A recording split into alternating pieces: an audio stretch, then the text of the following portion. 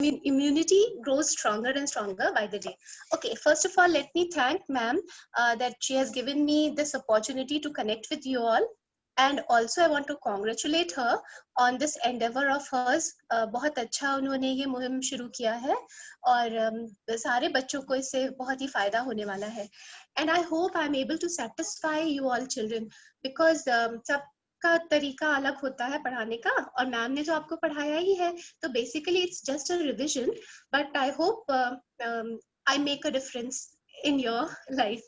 Okay children, so this is the chapter rebels and the raj. ठीक है, तो इसमें जो 1857 की जो रिवोल्ट है एंड इट्स रिप्रेजेंटेशंस जो वेरियस फॉर्म्स में हमें देखने को मिलते हैं, इसमें स्पेशली इस चैप्टर में जो इमेजेस है उनका बहुत इंपॉर्टेंस है बिकॉज थ्रू दीज इमेजेस. अच्छा, tell me the name of the monitor, 2-3 names I want to know from you all children. Who is the monitor of the class? नाम बता दीजिए 2-3, बीच बीच में आपको हम पूछ सकते हैं ना फिर. Raman is there. Raman, okay. Deepika is there. Deepika और गीतिका?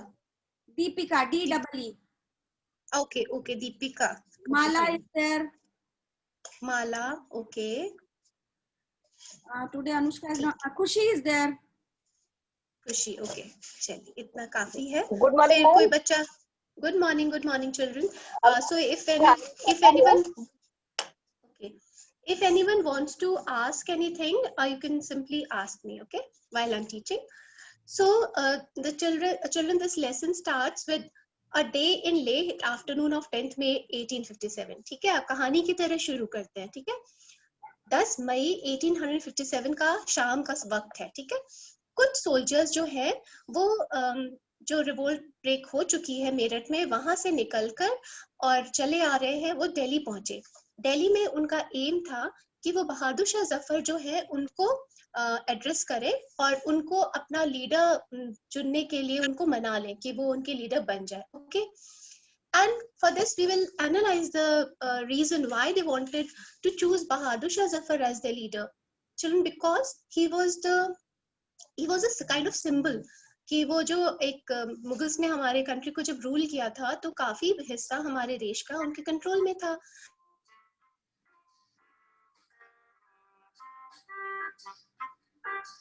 Hello, can you hear me?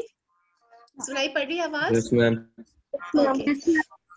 तो बहादुर शाह जफर जी को इसलिए चूज किया जा रहा था क्योंकि वो एक सिंबल थे कि किस तरह इंडिया जो था वो एक लीडरशिप के अंडर यूनाइटेड था almost. Okay, so they wanted somebody. Otherwise ऐसा नहीं है कि और लीडर्स नहीं थे, बहुत सारे और भी थे, लेकिन उसमें कॉन्फ्लिक्ट आ जाता. कोई कहता इनको चूज करो, कोई कहता उनको चूज करो, और एक लीडर तो एक होना चाहिए जिसके ऑर्डर या जिसके अंडर सारे लोग अपना जो भी उनका एफर्ट्स था वो करते और क्रेडिट भी उसको जाता. तो पहले तो बहादुर शाह जफर जी तैयार नहीं हुए थे, आपको पता ही है, और पर ये लोग जबरदस्ती चले गए. और रमजान का महीना था, रोजे रखते हैं लोग, तो सुबह सुबह उठ के सहरी करते हैं. तो वो लोग सुबह उठ के बहादुर शाह जफर जी ने शोरगुल सुना, उठे थे वो अपना सहरी करने के लिए. तो उनको पता चला कि ऐसे सोल्जर्स आए हैं और वो लोग भी बेधड़क अंदर आ गए और एक तरह से मजबूर ही कर दिया इनको कि आपको तो हमारी लीडरशिप जो है वो एक्सेप्ट करनी ही पड़ेगी. तो since he had no choice, उनको मतलब मन नहीं था करने का, लेकिन क्योंकि उनको और कोई चॉइस मिली नहीं इसलिए उन्होंने उसको एक्सेप्ट कर लिया. और बस उसी समय ये डिक्लेयर हो गया और आसपास की नॉर्थ इंडिया की और जो स्टेट्स थी वो भी इसमें शामिल हो गई. अच्छा, थोड़ा सा इससे पीछे जाएंगे हम लोग बेटा, जरा सी स्टोरी पीछे लेके चलेंगे कि जब ब्रिटिशर्स ने इंडिया में जब कदम रखा और 1757 बैटल ऑफ प्लासी के बाद उन्होंने सोचा कि इंडिया पर हमें अपना कब्जा जमा के रखना है, तो उसके लिए हमें यहाँ पर एडमिनिस्ट्रेटिव पावर्स भी अपने हाथ में करनी होंगी, जिसके लिए हमें यहाँ के रूलर्स को अपने अंडर लाना होगा. वेरियस मीन्स इन्होंने मेजर्स एंड मीन्स अडॉप्ट करे ताकि वो इनके कंट्रोल में आ जाए. ओके, तो उसी दौरान इन लोगों ने जो हमारे जो रूलर्स थे उनके साथ सब्सिडियरी अलायंस साइन करवाई थी, जिसमें इनको अपनी सेना जो थी वो इनको हैंड ओवर कर देनी थी, बैन कर देनी थी. अपने पास सेना रखने का उनको कोई अधिकार नहीं रह गया था. एंड ब्रिटिशर्स ने उनकी आर्मी को ले लिया और उसको अपने ढंग से ट्रेन करने लग गए. न्यू वेपन्स उनको दिए गए. तो वेपन्स की बात करते हैं तो यहाँ पर आ जाता है नाम राइफल्स का. They were given rifles to fire, and specially जो न्यू आई थी राइफल्स, एनफील्ड राइफल्स, उनको चलाने के लिए इनको आदेश मिला. अब कुछ समय पहले से यहाँ पर थोड़े से र्यूमर्स चल रहे थे कि जो ब्रिटिशर्स हैं वो तो हमारे कल्चर को पूरा करप्ट करने वाले हैं, और वो हमारे जो धर्म को भ्रष्ट कर रहे हैं किस किस तरीके से, कि वो हमें हिंदूज एंड मुस्लिम्स को जो गन के जो कार्ट्रिजेस थे उनको फायर करने को देंगे, और उसमें काउ एंड फैट का काउ का फैट और पिग का फैट है जो वो ग्रीस करने के लिए यूज किया गया है, और उसको आपको अपने माउथ में लेके यूज करना होगा, तो आपका तो धर्म भ्रष्ट होने वाला है. सिमिलरली र्यूमर्स थे कि जो आटा आपको खाना मिलता है लाइन्स में, जो फूड सर्व किया जाता है लंगर में, that is also mixed with crushed bones of animals. तो जो वेजिटेरियंस थे उनको तो बहुत ही बात उन्होंने डिटेस्ट करी. तो बात शुरू हो रही थी कि ये शुरुआत कहाँ से हुई. तो शुरुआत जब इनको ये फायर करने के लिए दी गई बैरकपुर में, तो मंगल पांडे ने बिल्कुल रिफ्यूज कर दिया, और फिर उन्हें डर गए ब्रिटिशर्स की ये बात सब जगह फैल ना जाए, तो इसको तो हमें एग्जीक्यूट करना चाहिए, उनका कोर्ट मार्शल करना चाहिए. और ऑल्दो डेट आगे की फिक्स हुई थी, लेकिन इन्होंने उनको प्रीपोन करके और अप्रैल में ही इनको एग्जीक्यूट करा दिया. ओके, अब मेरठ तक बात पहुंची. तो यहाँ पे जो एक जनरल साहब थे जिनका नाम था कारमाइकल स्मिथ, इन्होंने 24 अप्रैल को 1857 में अराउंड 90 सोल्जर्स को परेड कराया, ग्राउंड में बुलाया. ठीक है, जिनका लग रहा था कि ये लोग कुछ ना कुछ हमें धोखा दे सकते हैं. जब उन्हें ऑर्डर दिया गया कि फायर करो, तो उन लोगों को खबर मिल चुकी थी, तो इन्होंने फायर नहीं करेगा, बोले कि हम इसको यूज नहीं करेंगे.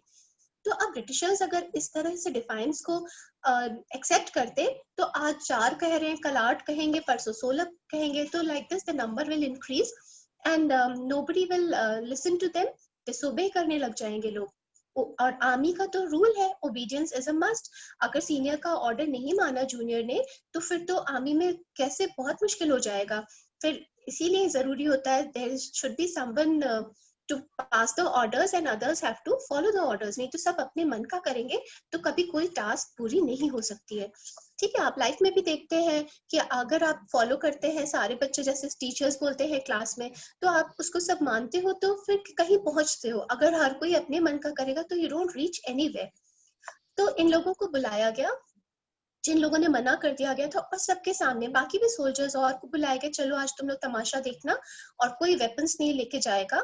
और उनके सबके सामने इन लोगों को इनके जो रैंक्स थे वो जो सारा कुछ ले लिया गया, इनके पैरों में बेड़ियां डाल दी गई, इनका कोर्ट मार्शल हुआ, इनसे कहा गया कि आपकी सजा, आपकी 10 साल तो आप जेल में रहेंगे, और जितनी भी आपने सर्विस करी वो सब बेमाने हो गई है, आपको कोई भी सुविधाएं आर्मी से रिटायर होने वाली जो मिलती है वो कुछ नहीं मिलेंगी. अब ये देखकर बाकी जो देख रहे थे वो बहुत अपसेट हो गए, वो लोग भड़क गए, और उन्होंने नेक्स्ट डे रिवोल्ट दिया. ठीक है, तो यहाँ से तो रिवोल्ट एंड म्यूटिनी. हाँ, तो म्यूटिनी कोई बताएगा बेटा? खुशी बताएगी. खुशी, रिवोल्ट और म्यूटिनी में क्या डिफरेंस है बच्चों? एनीवन?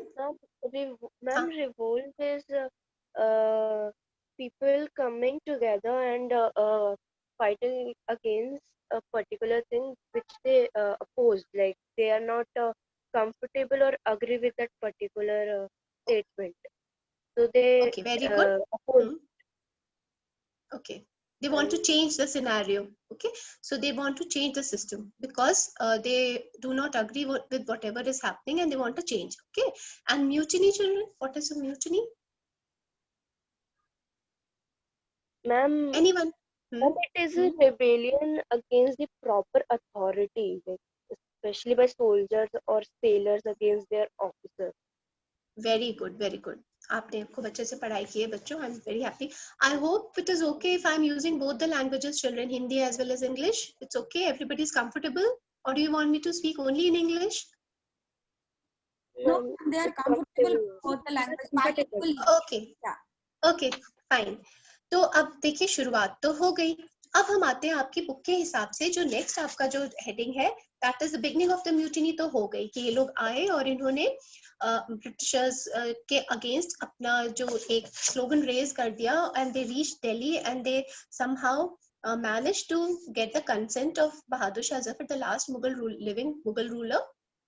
एंड स्पेशल और बिगुल बजा के, जैसे होता है ना पुराने जमाने में, आपने महाभारत देखा होगा टीवी सीरियल्स में, रोज सुबह युद्ध शुरू होने से पहले वो बिगुल बजाते थे कि हाँ भाई अभी शुरुआत हो गई एंड सनसेट के टाइम फिर से। तो यहाँ पर एक तरह से एक मुहावरा भी कहते हैं कि युद्ध का बिगुल बजा दिया, मतलब कि I have declared war against somebody.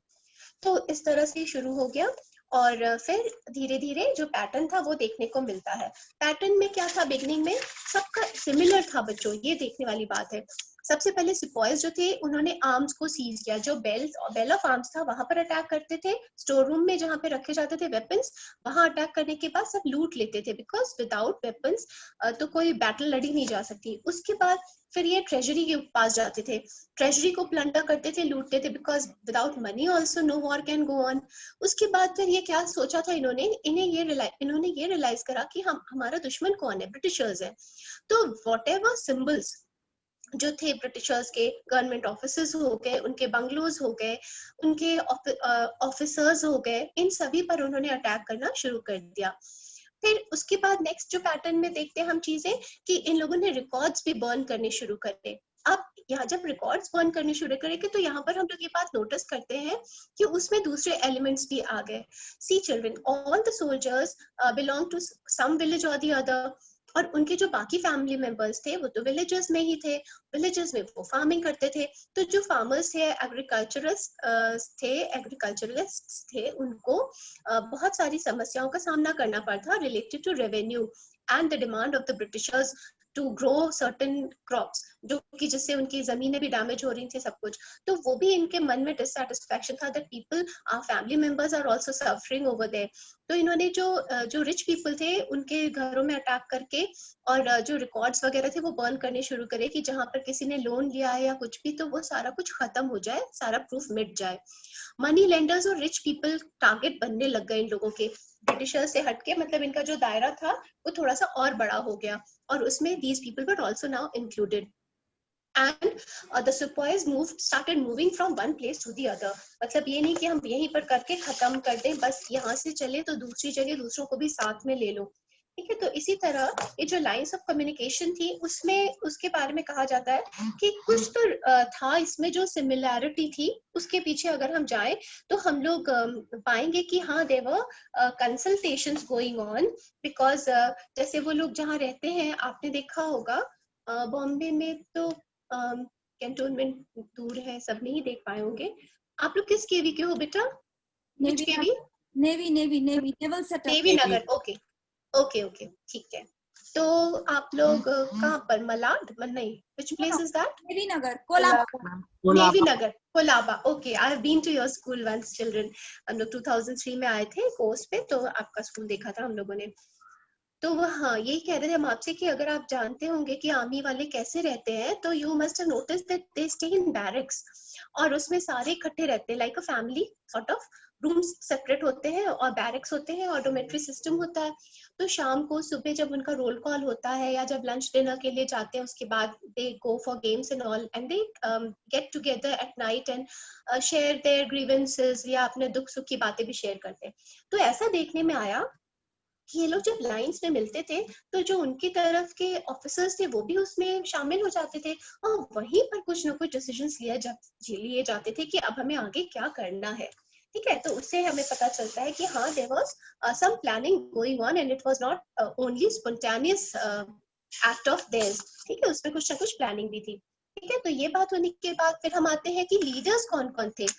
Like I told you just now कि सबसे पहले तो मेरठ से निकलकर इन्होंने बहादुर शाह जी को चुना, पर इन्हें और छोटे छोटे और leaders, because Bahadur Shah ji was like 80 years old और समथिंग, तो वो तो नहीं पॉसिबली लीड कर सकते थे, पर बाकी इन्होंने और भी चुने, जैसे दिल्ली का तो बहादुर शाह हो गए, नाना साहब को कानपुर में इन्होंने चूज किया। अच्छा, चूज भी ऐसे लोगों को किया कि जिन्हें कोई ना कोई परेशानी तो थी ही ब्रिटिशर्स से। लाइक नाना साहब जो थे बाद में तो पहले तो पेंशन पे भेज दिए गए, फिर इनकी पेंशन भी आगे जाके बंद कर दी गई।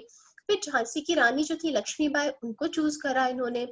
कुंवर सिंह जो थे उन्होंने बागडोर संभाली, बिहार में आरा के थे ये।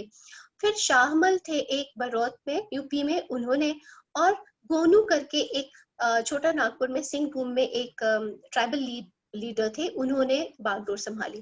तो like all kinds of people were there posing as the leaders chosen by the people, और कॉमन उनके बातें थी कि किस तरह हमें ब्रिटिशर्स के साथ लड़ना है और उनसे आपको आजाद करना है। ठीक है, तो अब हम इस बात पे आते हैं कि rumors and prophecies में बच्चों, like we have just discussed, so I won't go in much detail, that उनको ये डर था कि हमारा धर्म भ्रष्ट हो जाएगा। both Hindus as well as Muslims both were scared कि ये तो हमें गाय और सुअर का चीज को मुंह में लगाने को बोलेंगे, which is banned for us and prohibited. So वो फिर आटे वाली बात है। और फिर इसके अलावा इन्होंने जो हमारे जो कल्चर था उसमें भी इंटरफेयर करना शुरू कर दिया था। तो इस तरह से ये सारी चीजें देखकर लगता था कि ये हमारा सब कुछ डैमेज कर देना चाहते हैं और हम इसको बिल्कुल एक्सेप्ट नहीं कर सकते हैं। ठीक है, फिर अवध इन रिवोल्ट है नेक्स्ट आपका। तो अवध के रिवोल्ट के जो कॉजेस थे उसमें बात ये थी कि like Lord Dalhousie had once said कि Awadh is a cherry that will drop into our mouths one day. As you know children, cherry is something very special, हाँ?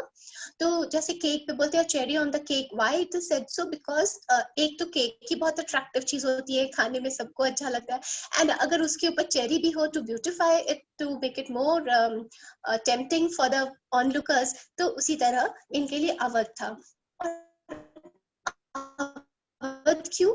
क्योंकि अवध इनको बहुत अच्छा ऑप्शन लग रहा था, क्योंकि इनको सारे मनी भी अब यही इंडिया से जनरेट करना था, तो गैज होता था, रेवेन्यू बहुत अच्छा मिल सकता था, ट्रेड के लिए भी अच्छा था। तो इन सारी वजहों से इन्होंने सोचा कि ये अवध को हम कैसे अपने कब्जे में कर ले। ओके, तो इन्होंने फाइनली एक तरीका ढूंढा। ठीक है, और इन्होंने ये बता दिया कि जो यहाँ के नवाब साहब हैं वो he is not administering properly, so he doesn't deserve to be the nawab and leader of this place, so he was sent away. Then उनकी जो वाइफ थी बेगम हजरत महल, उनको भी कहा कि लोग एक्सेप्ट नहीं कर रहे हैं, कुछ भी बहाने बनाकर। फिर तब जब ये रिवोल्ट हुई तो उनके जो बेटे थे बिरजिस कद्र, उनको चुना गया as the leader this area, कि ये हमें यहाँ से। ठीक है, फिर उसके बाद जो ब्रिटिश थे उन्होंने, ब्रिटिशर्स को कुछ समझ नहीं आ रहा था ये क्या हो रहा है, they never expected this thing to happen. और जो जितने भी ये जो म्यूटिनियर्स थे, रिवोल्यूशनरीज थे, इन लोगों ने एक एक करके सारे जो पावर्स के सिंबल्स थे उनको अटैक करना शुरू कर दिया। जो इनके ऑफिसर्स थे उनको, उनके घरों को, उनके ऑफिसर्स को, सबको वो एक तरह से टारगेट बना रहे थे। अब हम देखते हैं, जब हम कॉजेस को डिस्कस करते हैं ना बच्चों, तो like we have discuss the immediate cause first, कर लिया हमने शुरू में ही उसको डिस्कस, बिकॉज वहीं से शुरुआत हुई थी। उसके अलावा इकोनॉमिक रीजंस होते हैं, सोशल रीजंस होते हैं, कॉजेस हैं, I mean causes were there for which everybody got together and they all wanted to oust the British from India. तो सबसे पहले हम पॉलिटिकल वाला ले लेते हैं थोड़ा सा। तो उसमें जो पॉलिसीज अडॉप्टेड बाय ब्रिटिश है वो ही हमारा मेन फोकस रहेगा। कि जैसे डलहौजी ने सब्सिडियरी अलायंस लिया था, तो उन्होंने क्या करा था, सब्सिडियरी अलायंस में he had made all the rulers powerless। ठीक, उनकी सारी शक्तियां जो थी वो इन्होंने छीन ली थी। Because anybody, any ruler, anybody who wants to protect himself needs an army. अब इन्होंने सबसे पहला काम ही यही करा कि उनकी आर्मी को डिसबैंड करा दिया और कहा कि आप हमें दे दो, हैंड ओवर कर दो, और उसके अपकीप के लिए आप हमें मनी दोगे, and in case you need any help और assistance to defend yourself somewhere sometime, you can ask for the army and we will give it to you, but you will have to pay some charges for it. तो मतलब वो कहते हैं ना, चित भी मेरी पट भी मेरी, इस तरह से इन्होंने हर तरह से मजबूर कर दिया था रूलर्स को, and without compromising with their whatever aims they had in mind, उसको कोई कॉम्प्रोमाइज नहीं किया इन्होंने। और जो सारी बातें बताता रहेगा, गाइड करेगा जो भी रूलर है उसको कि ऐसे करना है, ये नहीं करना है, ये हमारे गवर्नर जनरल को पसंद नहीं आएगा, like that. Then there was one more thing. They were forced to have trade relations only with the British and no other European company. इसके अलावा क्या था, और कोई पॉइंट्स भी थे बच्चों इसके अलावा? मेन यही थे, ठीक है। आर्मी नहीं उनके। हाँ, पॉलिटिकल कॉजेज में मैं थोड़ा सा जोड़ दूं। पॉलिटिकल कॉजेज में वेलेजली की जो थी वो सब्सिडरी अलायंस, हाँ बिल्कुल बिल्कुल, और डलहौजी का हाँ डॉक्टर्स था। और इसके भी हाँ जी, जाएं तो land revenue system introduced by Cornwallis which was permanent settlement, that also was disastrous. So these three expansionist policies adopted by Britishers were slowly very disastrous for the Indian rulers as well as for the peasants. So that added to the causes of the revolt of 1857. Yes ma'am, carry on. बिल्कुल, ठीक है। तो so children, I wanted to add this one in the economic reasons, वो जो था land revenue policies जो थी, but subsidiary alliance okay, and then doctrine of lapse was another one children, where जिसके अंतर्गत झांसी की रानी, Satara, Nagpur, all the states had got together because हमारे शुरू से नियम था कि we could adopt our own biological children or doctors, since they wanted to expand their empire in India, so they declared this as illegal. They said अगर आपके पास कोई natural heir नहीं है, then we will take over your state and you will not be allowed to hand it over to the adopted child. तो एक ये उनकी जो बहुत बुरी नीति थी। फिर annexation जो था, जिसमें आपने मैल एडमिनिस्ट्रेशन, अभी अवध की बात हम लोगों ने की, तो ये सारे तरीके जो थे and a lot many reasons were there, like ma'am said, economic reasons में भी कि जो revenue system था, permanent settlement, उससे सारे farmers, like I told you earlier, the soldiers upset थे because they were all related, जुड़े थे सब जमीन से, सब villagers कहीं ना कहीं किसी ना किसी village से आए थे, तो उनके घर में सब परेशान है, तो how could they be happy? तो वो लोग सब, वो सारे reasons जो थे वो एक साथ हो, ठीक है। विजन ऑफ यूनिटी में अगर हम देखें, जो नेक्स्ट आपका इसमें टॉपिक है बच्चों, उसमें विजन ऑफ यूनिटी में क्या था कि प्रोक्लेमेशंस और इश्तिहार जो थे वो इन लोगों ने जारी करने शुरू करे, लोगों को अपील कर रहे थे कि तुम लोग रिवोल्ट को ज्वाइन करो, और बहुत सारे तरीके थे जिससे इन्होंने एक दूसरे का सपोर्ट प्राप्त करने की कोशिश की। लाइक कहते हैं कि रूमर्स में भी आ जाता है ये कि रोटी वाला जाता था हर विलेज में, तो उसका क्या सिंबॉलिक मीनिंग क्या था? What I make out of it is कि वो रोटी एक तरह का सिंबल था कि okay I am presenting this to you, और अगर आप इसमें शामिल हो, हमारे साथ हो, तो आप भी ऐसी 5 चपातीज बना के और दूसरे जगहों पर आप इसको डिस्ट्रीब्यूट करिए। तो इस तरह वो अपना जो दायरा था मदद का या जो रिवोल्ट का था वो बढ़ाना चाहते थे कि जो जो हमारे साथ है वो हमारे साथ जुड़ते चले जाएंगे। मैनी पीपल जो क्लैंडस्टीन वे में वो उनको सपोर्ट कर रहे थे, not openly, because some were scared of the aftermath या उनके गुस्से का भी शिकार होने से वो बचना चाहते थे ब्रिटिशर्स के, तो अंदर अंदर वो सपोर्ट करते थे। विलेजर्स कहते थे ठीक है, we use a place to stay, we'll pro rebellion, like that, ठीक है। तो ये सब बातें थी बच्चों। और जो रूमर्स एंड प्रोफेसीज वाली बात हम कर रहे थे, प्रोफेसीज में ये भी बात थी कि हर 100 साल के बाद कुछ ना कुछ चेंज आता है। तो 1757 में क्या था, बैटल ऑफ प्लासी हुई, तो ब्रिटिशर्स ने एक तरह से अपना कब्जा कर लिया। Now after 100 years we may get a chance to get away from their clutches, हम उनसे निकल सकते हैं, उनके चंगुल से बाहर, ये वाली बात भी मन में थी। प्लस जो हर तरह के लोग इसमें शामिल हो रहे थे, जैसे मौलवी लोग भी थे, जो फकीर बाबा भी थे, देखा जाता था कि एलिफेंट पे राइड करके जा रहे हैं, and many people are going to meet them, they were like in a way conveying the messages and gathering support from the people. और बहुत सारे लोग क्या होता है, कॉमन बातें नहीं मानते, लेकिन अगर कोई रिलीजियस हेड या कोई इस तरह का सेंट अगर कोई बात कहता है तो उसको वो बिलीव भी करते हैं, उससे सपोर्ट भी करते हैं। तो because of all these reasons these help were taken by the local people, ठीक है। और उन काफी दिखाई भी पड़ा उसका असर लोगों के ऊपर, ठीक है।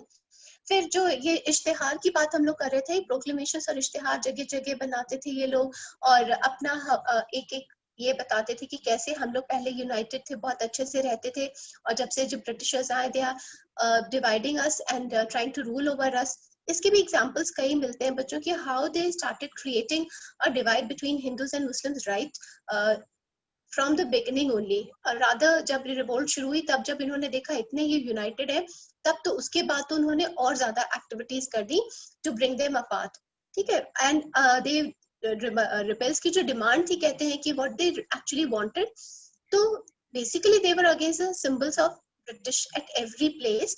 they attached local oppressors and allies of the British, उसमें उनको भी जोड़ लिया कि हमारे रात का गुस्से का शिकार ये भी बनेंगे। फिर इन्होंने सारे जो मनी लेंडर्स थे उनके अकाउंट्स बर्न करने शुरू कर दिए थे, and they urged the people to save their livelihood, faith, honour and identity. Basically ये जो उनका एक प्रोक्लेमेशन था कि अगर तुमको ये सब कुछ बचाना है, अपना लाइवलीहुड बचाना है, अपना फेथ यानी धर्म आपका भ्रष्ट ना हो, ऑनर बचाना है अपना, तो और आइडेंटिटी कि आपकी, क्योंकि अदरवाइज अगर हम किसी के गुलाम हो जाएंगे तो हमारी अपनी कोई आइडेंटिटी नहीं रहती। इन सबकी रक्षा करनी है तो हमारे साथ जुड़ो और हमें इनको बाहर निकालना है। फिर they search for alternative power भी आ जाता है इसी में बच्चों। They established authority at some places, कहीं कहीं पर तो इन्होंने बना लिया, कहीं पर अपना एक पैरेलल एडमिनिस्ट्रेशन सेटअप कर दिया, पुराने रूलर्स या इंचार्जेस जो जहाँ के थे उन्हीं को हाथ में सौंप कर, and together they fought against the British authority. अच्छा, अब यहाँ पर एक बात करते हैं, जब हम आएंगे इसके कॉजेज ऑफ फेलियर में, तब हम देखेंगे कि कई बार ऐसा होता था, ये जो म्यूटिनियर्स थे, रिवोल्यूशनरीज थे, रिवोल्ट करने रिबेल्स थे रादर, वो क्या कर वो they after completing a task they didn't know what to do. तभी जैसे हम हमारा जो रिवोल्ट फेलियर साबित हुआ, उसमें ये भी रीजन आ जाता है कि एक कोई चॉक्ड आउट प्लान ऐसा नहीं था कि इसके बाद हमें ये करना चाहिए। कहीं कहीं तो ठीक था, बट अदरवाइज वो बस खुशियां मनाते थे, लूट पाट किया, वाइट पीपल को किल किया, उसके बाद they didn't know what to do. उसके बाद बहुत लॉलेसनेस एंड डिसऑर्डर सब तरफ फैल गया था, ठीक है। फिर आता है नेक्स्ट है रिप्रेशन, जो कि अभी हम बात कर रहे थे कि किस तरह इन लोगों ने सारे जो रिवोल्ट थे उनको फॉइल करने के लिए उनके जो एफर्ट्स थे, इन लोगों ने क्या किया। अच्छा children, I have sent a PPT to ma'am. She will be sending it to you on your WhatsApp group. आप उसको देख लीजिएगा, उसमें step wise अच्छे से दे रखा है. So that's why I'm not showing you any images over here because I'm not very familiar with the technique on Zoom. We take classes on Google Meet. So repression में जब आप जाएंगे तो आप देखेंगे कि इनका कोई बहुत मुश्किल से इन्होंने रिबेल को शांत करने की कोशिश की, और इन्होंने रीइंफोर्समेंट्स मंगाए, और तब जाकर किसी तरह, फिर भी इन्हें ऑलमोस्ट 1.5 years लग गए थे to make the situation comfortable for themselves. और उसके बाद बहुत इंटरफेरेंस भी हुआ इंग्लैंड से भी, प्लस इनका आपस में बहुत कुछ चेंजेस इन्हें इंट्रोड्यूस करने पड़े in the army and everywhere. तो आप यहाँ पर बता रहे कि बहुत सारे एक्ट्स इन्होंने पास करे in May and June of 1857. Not only was the whole of North India put under martial law, but military officers and even ordinary Britons were given the power to try and punish Indians suspected of rebellion. मतलब इन्होंने एक तरह से उनको बहुत शक्तियां दे दी, असीमित शक्तियां दे दी, कि आप अगर आपको किसी पे शक है या कोई भी इंडियन है, आपको लगता है कि वो आपको हार्म करने के लिए आने वाला है, तो you are free to target them और पनिश देम, ठीक है। फिर उसके बाद बोलते हैं कि जब जो इनकी जो पावर थी, मतलब दे वर नेचुरली बेटर इक्विप्ड, तो उन्होंने उसको बहुत जायजेंटिक रूप में यूज करा, जायजेंटिक स्केल में उन्होंने यूज करे पावर्स को। And in large parts of present-day Uttar Pradesh, where big landholders and peasants had offered united resistance, the British tried to break up the unity by promising to give back the big landholders their states. अब ये बहुत बड़ा एक issue था। अभी जैसे ma'am ने बताया कि जो परमानेंट सेटलमेंट या कुछ भी था, इकोनॉमी को लेकर के, इकोनॉमिक कंडीशन अपनी इम्प्रूव करने के लिए इन लोगों ने जो हमें बहुत डिटेरियोरेट करा दी हमारी कंडीशन, उसमें ये था कि इनकी जमीनें वो छीन रहे थे। आपने 10th चैप्टर में पढ़ा था, जो ऑक्शन एट बर्दवान के बारे में पढ़ा था। ऑल्दो ये लोग हमारे जो इंडियंस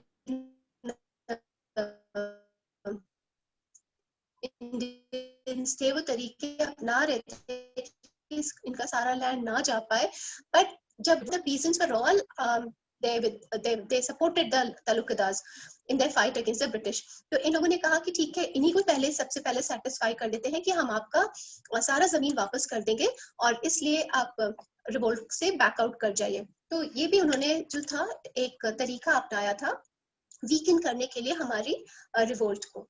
ठीक है, फिर आपका आता है इसमें topic images of the revolt, जिसमें आप देखते हैं बहुत सारे इमेजेस हैं। कई बार एग्जाम में आ जाता है आपका वो इमेज पूछ के ही कि what does this image convey या क्या उसका बेस था।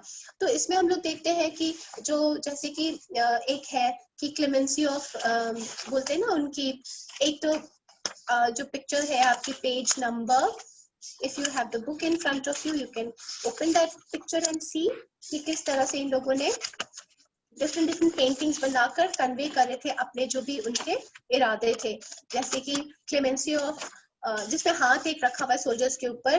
कैनिंग जो थे उनके लिए, लॉर्ड कैनिंग के लिए टर्म यूज किया था, जो उनका मजाक बनाया था इनफैक्ट, कि आप कह रहे हो सोल्जर से कि अगर तुम लोग हमारा कहना मानोगे, अच्छे बच्चे की तरह रहोगे, लाइक उसको एक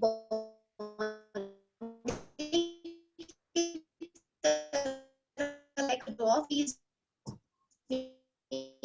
shown the Indian soldier has been harm you in any way। तो इसका भी मजाक बनाया गया था बिकॉज जो रिप्रेजेंटेशंस इन्होंने थ्रू पेंटिंग्स किए थे उसे इनके कंट्री ब्रिटिश जो ब्रिटिशर्स थे इंग्लैंड में उनको बहुत गुस्सा आया था और उनको ये एक्चुअली एनरेज करने के लिए भी था कि जो ये एक्शंस लेंगे वो सारे फिर उसको कोई अपोज ना करे कि इन्होंने ऐसा क्यों किया। तो so they had to show a picture कि जिसमें ये बहुत ज्यादा सफर कर रहे थे। तो ऐसे टाइम पे जब ये पेंटिंग आई the clemency of Lord picture आई तो उसका बड़ा मजाक बनाया गया कि अच्छा तुम अच्छा बनने की कोशिश तुम नहीं करो। तो other images also you can see सिपाहीज को पेशावर में 3 अक्टूबर 1857 को कलेक्टिव उनको हैंगिंग का ऑर्डर दे दिया गया था। फिर एक जगह आप देखते हैं कि किस तरह ब्रिटिश लायन जो है वो बंगाल टाइगर के ऊपर अटैक कर रहा है, क्योंकि बंगाल टाइगर ने एक ब्रिटिश रेजिडेंट को अपने क्लॉज में पकड़ के रखा हुआ है। फिर यहाँ पर आप देखते हो एग्जीक्यूशन ऑफ म्यूटिनियर्स पेशावर में ही कि दे वर ब्लोन बाय द गन्स, मतलब इकट्ठे टाई करके खड़ा कर दिया और सीधे गन से उनको फायर। व्हीलर की जो डिफेंड कर रही है अपने आप को अगेंस्ट द सिपाहीज इन कानपुर, मतलब इसमें बहुत हीरोइक एक इमेज बनाई गई है।